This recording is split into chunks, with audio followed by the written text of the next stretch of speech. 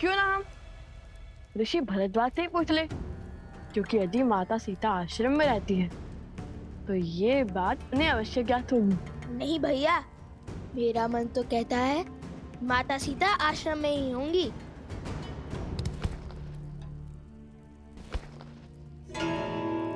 ये फल कहाँ से आ रहे हैं?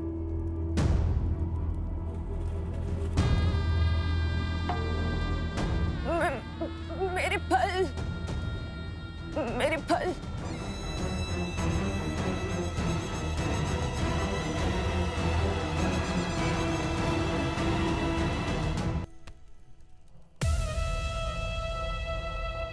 ये लीजिए आपके फल।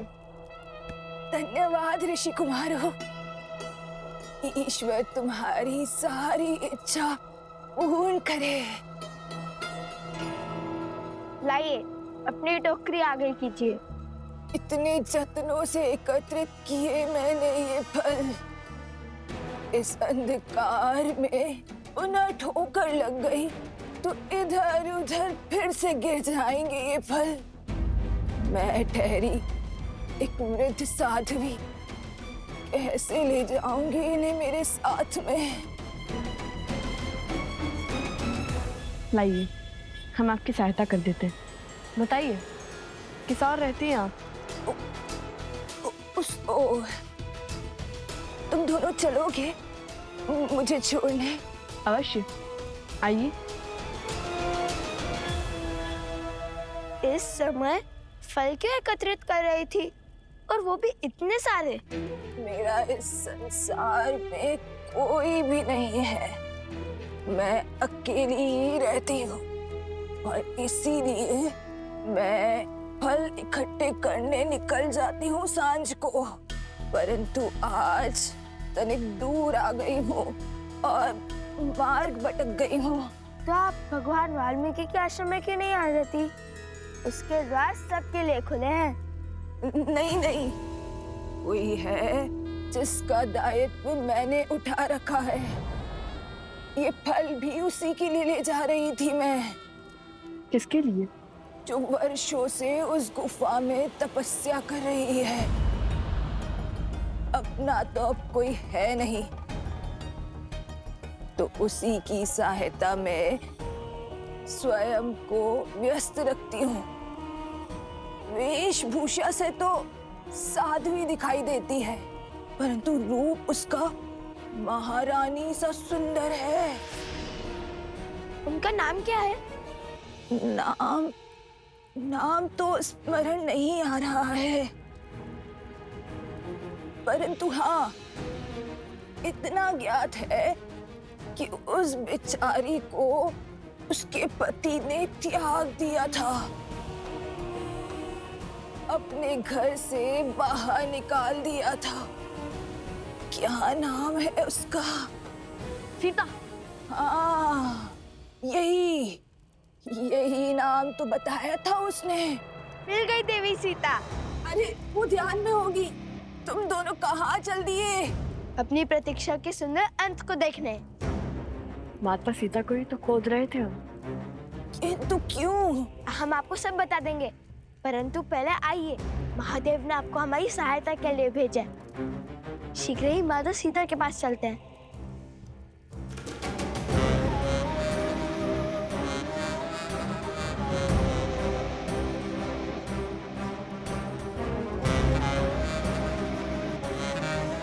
बस यही इसी गुफा में है वो देवी सीता।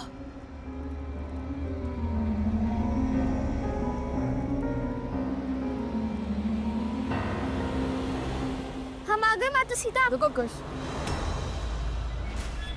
इस गुफा को देखकर लगता नहीं कि यहाँ बहुत समय से कोई आया है। वो सीता कहीं आती जाती कहाँ है? सदा तपस्या में लीन रहती है। हाँ, किंतु आप तो आती जाती होंगी ना? मैं तो वृद्ध हो गई हूँ ना, तो बस कभी कभी। भैया शीघ्र चलिए ना, अधिक समय नहीं है हमारे पास। चलो चलो, शीघ्रता से अंदर चलते हैं।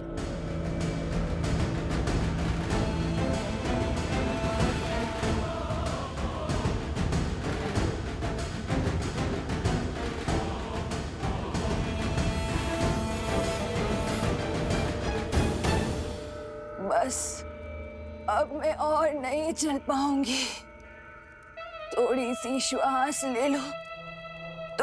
तुम दोनों आगे जाकर बाएं मुड़कर आगे चले जाना और फिर तुम गुफा के केंद्र तक पहुंच जाओगे।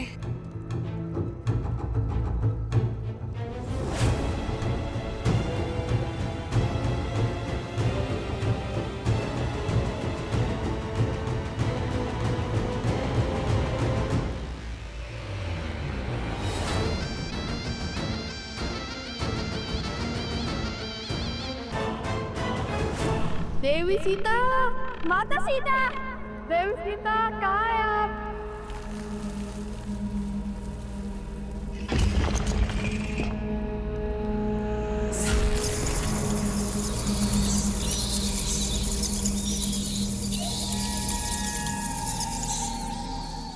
ये कैसी ध्वनि है? ये गुफा बहुत पुरानी है कुश। आगे बढ़ते रहो, कुछ पत्थर गिर गए होंगे। देवी सीता, माता सीता,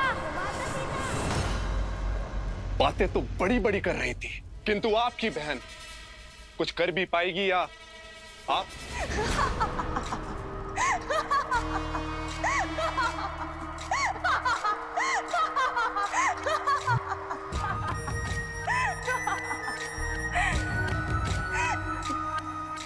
विश्वास नहीं हो रहा होगा ना कि जो कार्य वर्षों से दो महान राक्षस नहीं कर पाए, वो कार्य एक स्त्री कर पाएगी।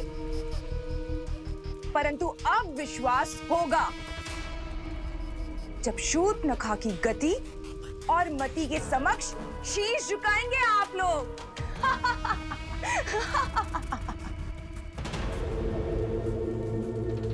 ऐसा क्या कराई हो उनके साथ?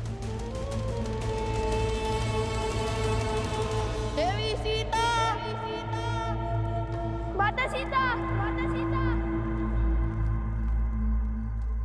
चलिए भैया, आगे चलकर देखते हैं। नहीं कुश, मुझे नहीं लगता यहाँ पर कोई है। उस देवी ने कहा है तो माता सीता अवश्य ही यहाँ होंगी। चलिए चलकर उन्हें ही यहाँ ले आते हैं। आगे का मार्ग वो ही बताएंगी।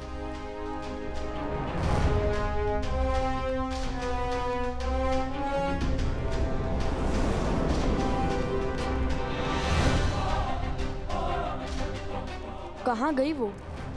यही तो छोड़ा था, अवश्य ही बाहर चली गई होंगी।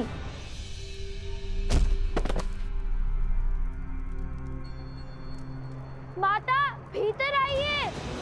माता,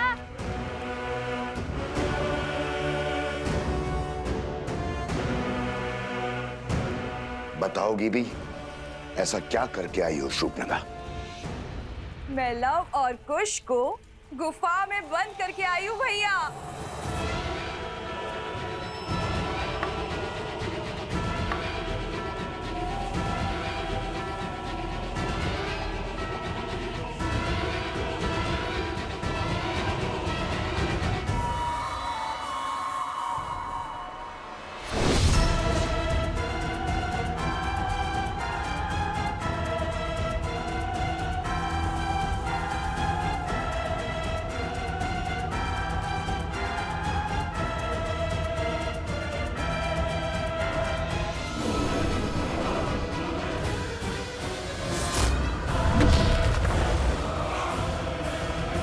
वो दोनों मूर्ख बालक गुफा में बंद हो चुके हैं। गुफा में बंद करने से क्या होगा? हमें अपने राक्षसों को वहां भेजकर उनका अंत कर देना चाहिए। ऐसा कुछ करने की आवश्यकता नहीं है, क्योंकि वो दोनों मूर्ख बालक पूरी रात्रि गुफा में बंद रहेंगे और सीता को खोजने का समय खो चुके होंगे। और जब तक वो बाहर निकलेंगे, सूर्योदय हो चुका होगा। और तुम्हारे हर संदेह का उत्तर मैं नहीं, लव और कुश की मृत्यु देह देंगी। तब तक के लिए तुम आनंद उठाओ शूर्पणखा के षड्यंत्र का।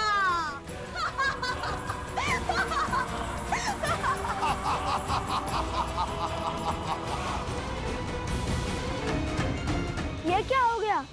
हुआ नहीं है, किया है। वो कोई साध्वी नहीं थी, मायावी थी। मुझे पहले ही समझ जाना चाहिए था। शीघ्र ही दिन हो जाएगा भैया, हम जीवन के इतने बड़े लक्ष्य से चूक जाएंगे। अब श्री राम को, संसार को, अपने आप को क्या मुख दिखाएंगे कि माता सीता से भी मिल ना सके।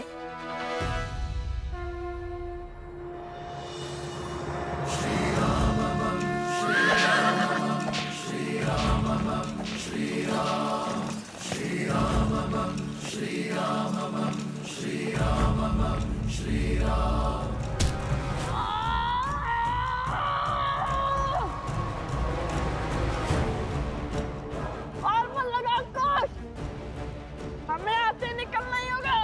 और बल।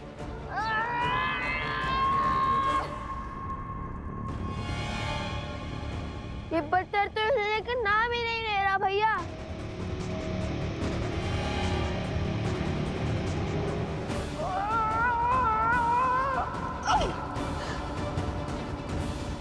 यदि हम वहां नहीं पहुंचे तो अश्वमेध यज्ञ के अश्व का क्या होगा? श्री राम को लगेगा कि हमने हार मान ली है। संकट बड़ा है, किंतु ऐसा कोई संकट नहीं होता जिसका कोई हल ना हो।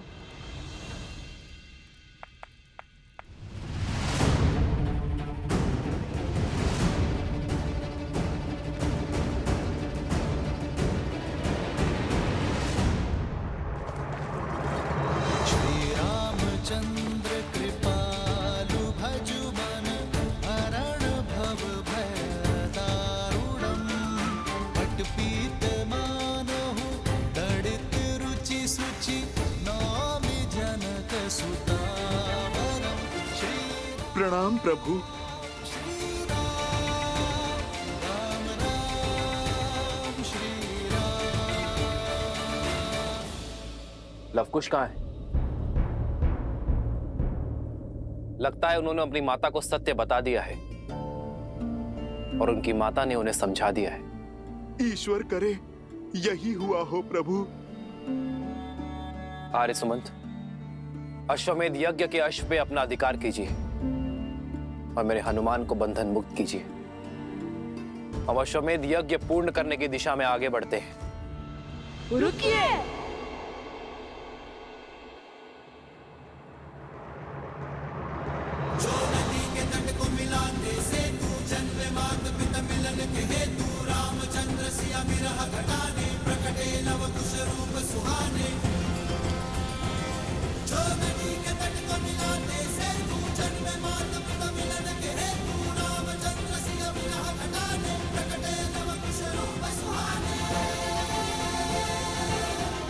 प्रणाम महाराज।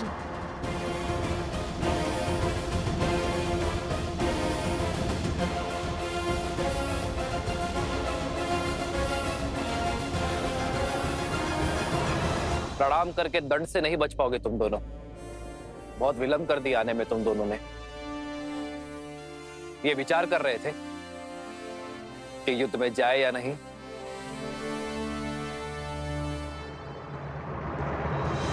कुछ समाधान ना चुप बैठने से मिलेगा और ना ही सीधा सोचने से। तो अब क्या करें? समस्या टेढ़ी है तो उसका समाधान सीधा नहीं हो सकता। कुछ हमें कुछ ऐसा सोचना होगा जैसे जैसे हम सदा से यही रहते हो। क्या भैया, ऐसी गुफाओं में तो केवल सिंह और मूषक रहते हैं। सिंह का बल लगाकर तो देख लिया, किंतु क्या आप मूषक की भांति बिल बनाकर बाहर निकलेंगे? अद्भुत कुश, आज फिर मुझे इतना उत्तम विचार दे दिया तुमने।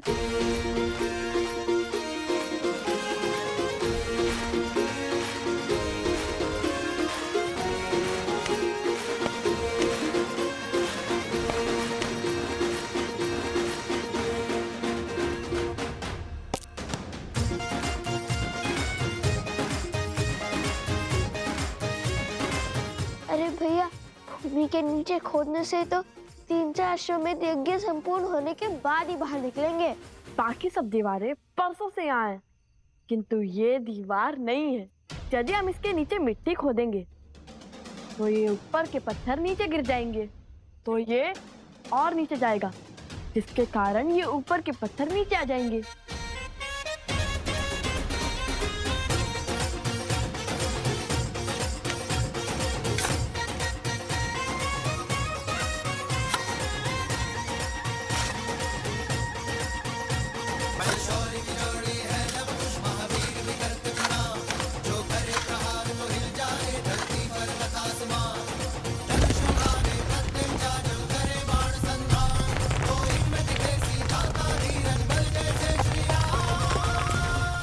विलंब से आए हैं किंतु उचित मार्ग पर आए हैं।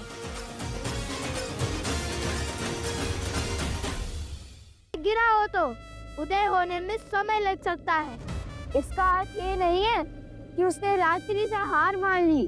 अब किस माया में उलझाने आए हो? लड़ना है तो सामने से लड़ो। अरे लड़ना ही तो नहीं चाहते, इसलिए इस समस्या का समाधान ढूंढने गए थे। इस समस्या का एक ही समाधान है, तुम अपनी हट और अश्वमेध यज्ञ का अश्व दोनों छोड़ दो। नहीं श्री राम, इस समस्या का समाधान है देवी सीता।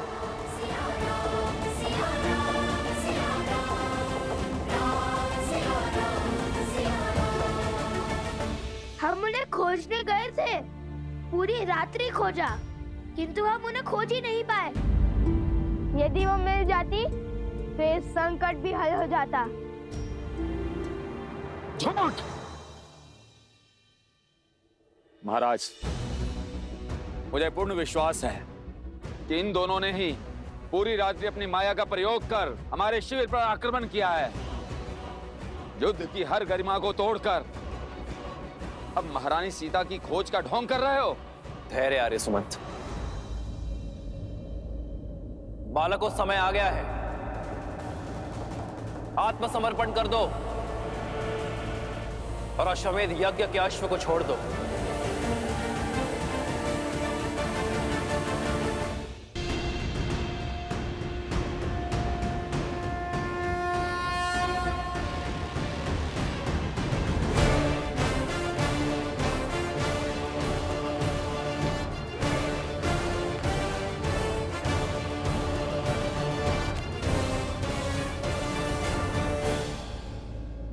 सुमंत जी, हमने चुनौती स्वीकार कर संसार के सबसे सुंदर गाथा की अपूर्णता को ललकारा है। रामायण को पूर्ण करने का बीड़ा उठाया है। और जब तक हम जीवित हैं, उस उद्देश्य से पीछे नहीं हटेंगे। वृक्ष की शाखा बनी है कुल्हाड़ी, शत्रु रची बड़ी योजना भारी। सिंह हुआ सिंह रक्त का प्यासा, शत्रु ने फेंका कैसा पासा। सरल नहीं कर्तव्य का पालन, ज्ञान यही देती रामायण। पिता चाहे रघुकुल का मान, सूत चाहे सीता सम्मान। भावों का ये है विचित्र संग्राम, जाने न सीता जाने न राम। प्रभु, आज तक आपके कही हर बात का अनुसरण किया है मैंने, बिना प्रश्न किए आपका आदेश माना है। इस संसार में ऐसा कोई बल नहीं जो मुझे आपके विरुद्ध करने का छल कर सके। किंतु आज अयोध्या का मान, हमारे ध्वज का सम्मान दांव पर लगा है, जिसकी रक्षा करने का दायित्व आपके पिता महाराज दशरथ ने मुझे भी सौंपा था। प्रभु, आप साधारण नहीं हैं, और ये सत्य को हम सब जानते हैं। जिसके हृदय में इतनी उदारता हो, इतनी दया हो, जो मंथरा, रावण जैसे पापियों को क्षमा करने का साहस रखे, उन्हें भी अंतिम अवसर थे, वो साधारण वो भी कैसे सकते हैं। परंतु प्रभु, ये दोनों अफसरों की क्षमा की हर सीमा को लांघ चुके हैं। इनका अंत ही न्याय होगा। आप बार बार इन्हें अवसर का उपहार दे रहे हैं, कहीं उनके कारण भारतवर्ष अयोध्या की शक्ति को कम आंकने की भूल ना कर बैठे। संसार में यह संदेश ना चला जाए कि अयोध्या पर आक्रमण करना बहुत सरल है, क्योंकि महाराज श्री राम के भीतर करुणा का सागर है। जो शक्तियां कौशल के धर्म प्रचार को रोकने में जुटी है, कहीं वो इस भ्रम में ना पड़ जाए कि आप अपने शत्रु को बार बार अवसर देते हैं। अयोध्या चट्टान से भी प्रबल है। एक चोट में कोई हानि नहीं होती, किंतु बार बार जब उसी स्थान पर चोट पड़े तो उसका टूटना स्वाभाविक ही है। नीति शास्त्र भी तो यही कहता है प्रभु, शत्रु को केवल एक बार सुधरने का अवसर मिलना चाहिए, और ये दोनों वो अवसर गवा बैठे हैं। इनकी मृत्यु ही संसार के लिए उदाहरण बनेगी।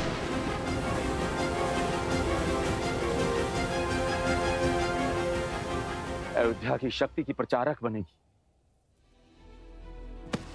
यदि मेरी भक्ति अयोध्या के लिए सत्य है, आज आप उस सुमंत की बात नहीं टालेंगे जिसने आपके जन्म से लेकर अब तक आपकी उपस्थिति को उत्सव की भांति मनाया, जिसने खेल में ही नहीं प्रशिक्षण में भी आपका साथ दिया है, जिसने भारी मन से आपको वन गमन के लिए विदा किया था। आज आपके भाइयों और मित्रों की जो दशा है, उसके कारण ये दोनों ही हैं। अंत कीजिए इनका और जगाइए उनको उनकी मूर्छा से।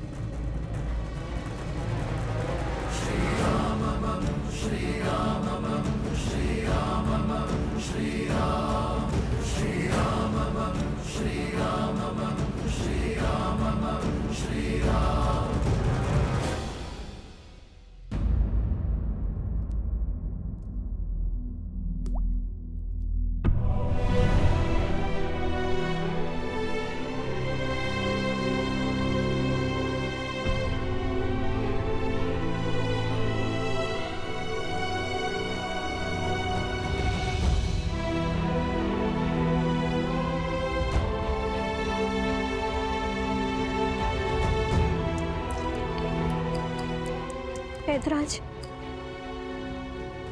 चार ना सही, तो इस प्रक्रिया को धीमे करने का कोई तो उपाय होगा। देवी, मैंने अपने कई वैद्यों को अलग अलग स्थान पर बूटियां प्राप्त करने के लिए भेजा है। कदाचित उनसे कोई लाभ हो। वो लोग शीघ्र ही लौटेंगे। देवी, समय और मंत्रों के प्रभाव को रोकना असंभव है।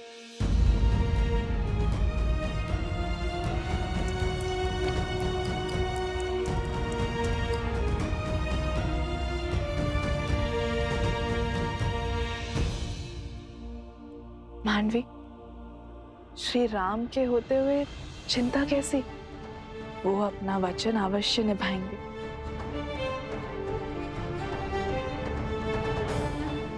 प्रभु, स्मरण कीजिए वो वचन जो आपने अपने भाइयों की पत्नियों को दिया था। यदि कल तक मैं अपने भाइयों और अपने मित्रों के प्राण नहीं बचा पाया, तो मैं आपको वचन देता हूं कि कल मैं भी जीवित नहीं लौटूंगा। स्वयं को उनके पिता के समान कहा था। यदि ये मान भी लूं, कल रात्रि जो आक्रमण हुआ वो इनका नहीं, किसी आसुरी शक्ति का किया धरा था। किंतु यदि इन्हें एक और अवसर दिया गया तो ये आसुरी शक्ति को और प्रबल बना देंगे। प्रभु,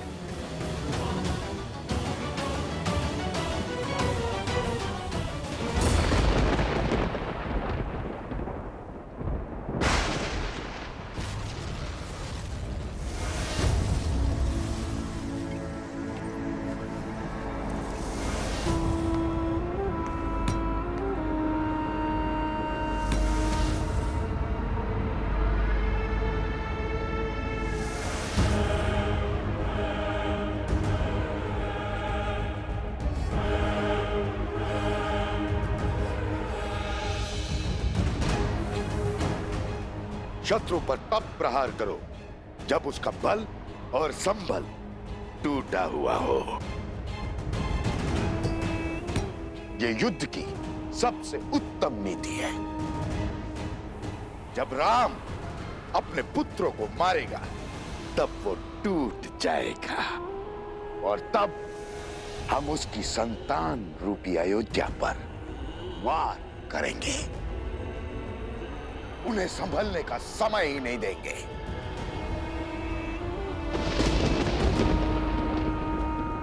और यही वो स्थान है जहां से हम आक्रमण आरंभ करेंगे।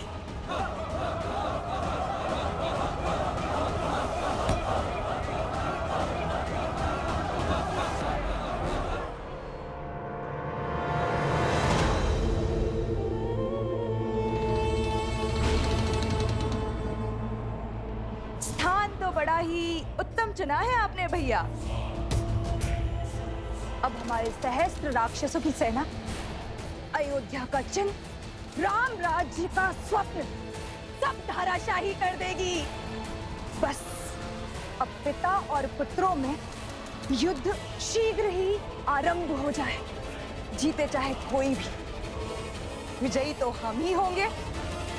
बस अब इस युद्ध में कोई बाधा ना बने।